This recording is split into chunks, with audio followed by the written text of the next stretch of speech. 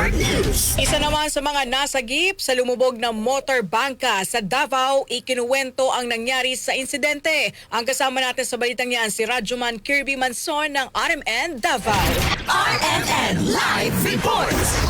Magdamag umanong palutang-lutang sa dagat ang isang na-rescue ng Philippine Coast Guard or PCG mula sa lumubog na motorbangka. Sa eksklusibong panayam ng DXDC RMN Davao kay Captain Noemi Cayabyab, ang tagapagsalita ng PCG, ikinuwento ng na-rescue ni si Christopher Texon Bulig, crew ng motorbangka, na bigla na lamang umanong hinampas ng alon ang kanilang sinakyan hanggang ito ay lumubog. Ayon sa na-rescue, na matapos lumubog ang sasakyan ay kumuha ng mga floating debris ang kanyang mga kasamahan habang nagsikap din siyang lumangoy upang mailigtas ang sarili hanggang siya ay natagpuan na palutang-lutang sa barangay Lakers, Sarangani patungong municipal water ng Jose Abad Santos sa Davao Occidental. Ito pong survivor po natin, naisip po niya na lumangoy papunta sa shoreline. So he swam alone up to the shoreline hanggang sa napagod po siya. He was battered by strong current and yun nga po, the following day, nakita na po natin siya na floating po. Sa ngayon, ayon sa PCG official, na patuloy pa rin ang kanilang isinasagawang search and rescue operation gamit ang aircraft at floating assets, kung saan umaasa pa rin ang mga otoridad na ma-rescue ang namising na mga individual. Samantala, aalamin din ng mga otoridad kung ilan ang kumpirmadong sakay ng nasabing motorbangka matapos lumabas ang impormasyong may individual na hindi na isali sa manifesto. Kasali rin sa iimbestigahan kung may kaukulang dokumento ang nasabing motorbangka. Kasama mo sa DXDC RMN Davao, Radyoman Kirby Manzon, Tatak RMN. RMN